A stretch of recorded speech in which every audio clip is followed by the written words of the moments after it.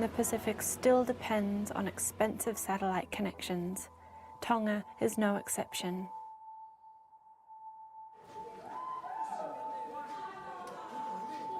That's what we're trying to do here, open doors for our kids.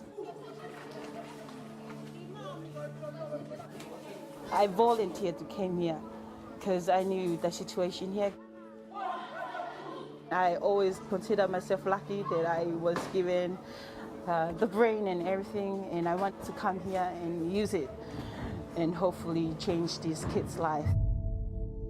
What are the importance of the internet for you as a student? Being a teacher is a calling. It is not a job that you take lightly. And having internet bringing into your doorstep to use it is an opportunity where you can open doors which has never been opened before. We have been teaching students in doing research using the internet effectively because we have realized the importance of doing research when we go out into tertiary levels. Last week, my Form 6 history, we're supposed to do a presentation and they were supposed to go on their own and look for information from the internet. Unfortunately, it was down. The internet was down and sometimes students, they cannot get access to the information that they want to. It's really slowed down things for the students, not only for the students, but for the teachers also. Classes sometimes cannot happen. And when I use the internet at school, it sometimes drag our projects.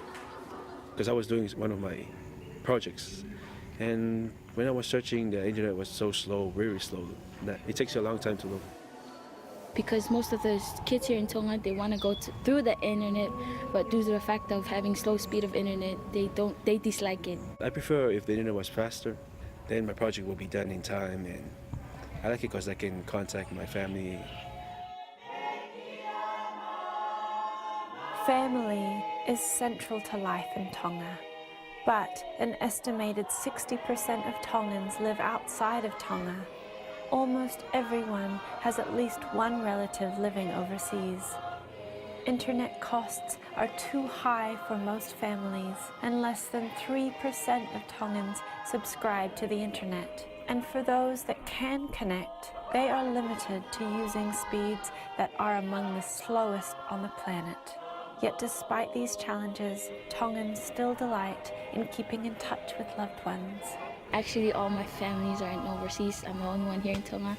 Yeah, so most of the time I Facebook them just to keep contact with them. I am away from my relatives. I hardly get time to talk to them, especially when I don't use the internet. So when my sister comes and tells me stories about them, how they send their photos and stuff, I sometimes I cry because I really miss them.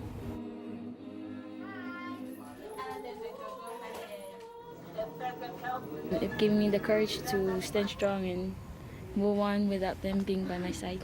Hi. Everyone's doing good. Well, today it's a surprise. It's working. Woo. See, it's freezing right now. Well, the internet, I can say it's very bad. It comes on and off. Sometimes I try to reload again and again and again. It's not working. It's very bad for business. Like, you know, I have to pay them every month my money. And I'm very, very angry sometimes. But my wife helped me to calm down. Poor internet service has placed major limitations on Tongan health services, which rely to a large extent on overseas contacts and referrals. Doctors seeking the opinions of specialists are forced to wait days, sometimes weeks, for a response. And even in emergencies, rural clinics have to use unreliable connections to get in touch with doctors in the capital. The objective is to save the patient's life, people's life, as fast as we can. For the emergency cases from very remote places, we are very short of doctors. And no assistant to yourself, even to think what I'm gonna do next, without any support from the main central hospital. It's really scary.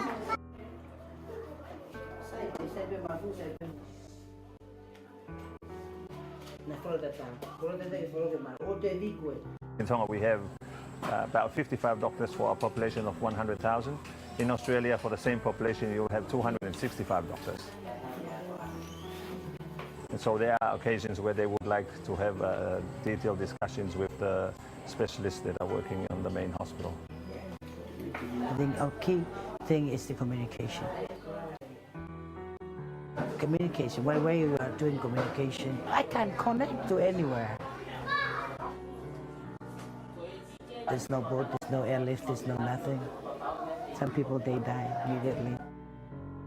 The World Bank, together with the Asian Development Bank and the Tonga Communications Corporation, has funded the construction of an 827-kilometer fiber optic cable connecting Tonga to the Southern Cross cable network in Suva, Fiji.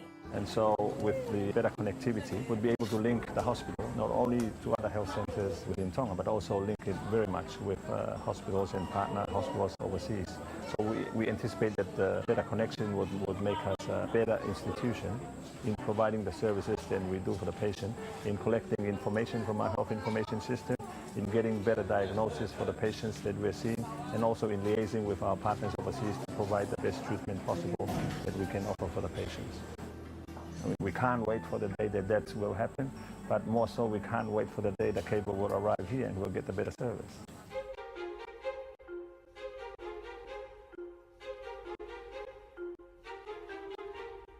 Communication is the backbone of anything basically that we do.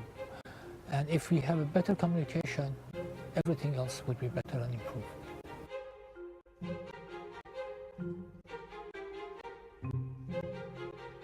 The main objective is to have reliable, efficient, and cheap communication.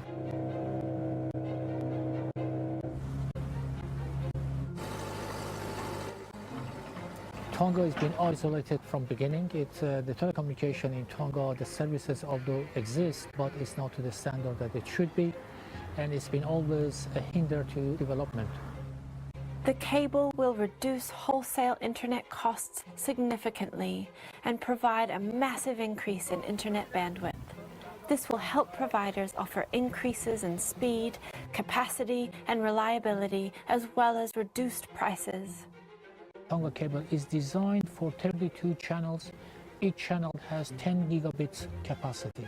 So we have a capacity of 320 gigabits.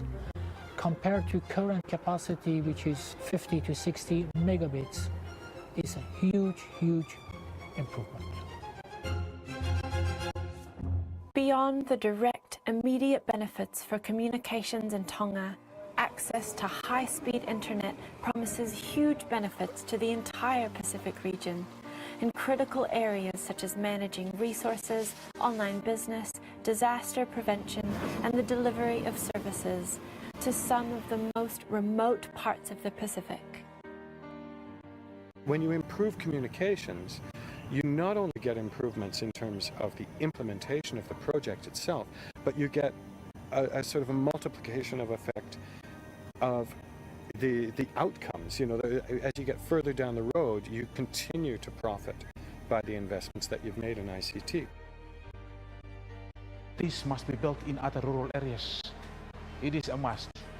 We have the mobile phones, but now we're looking at getting the internet to the rural areas. Yes. The way you use the internet, you have to use it wisely, using it for purposes that are educational and are good. The only hope that I have for them is that they could achieve their dreams and live the life that they want to live. A good life. A fulfilling life. A life that they would never say, what is, but to say, I did it, and I did it the best way I can. Yeah.